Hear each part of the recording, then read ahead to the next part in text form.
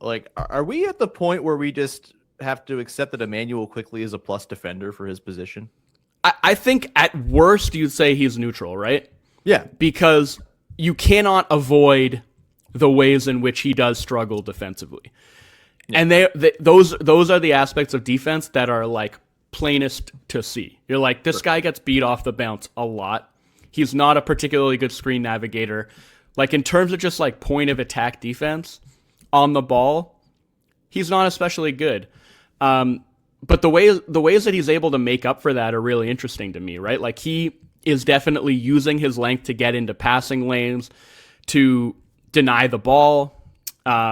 He's actually, one of the things he's gotten really good at, and that's most interesting to me because it actually kind of like mitigates one of his biggest weaknesses, which is screen navigation, is like when he's defending pick and roll, what the Raptors will do a lot is they'll do the kind of late switch where or like a veer switch, where the screen defender is stepping up and taking the ball, and IQ, as like the guy who's defending the ball handler, is veering off to take the roll man. And you'll see him get like a lot of deflections and steals by doing that. He's really good at it. And then another thing is like he's really good at peel switching. So like when he gets beat, he's instantly recognizing where he needs to flow to.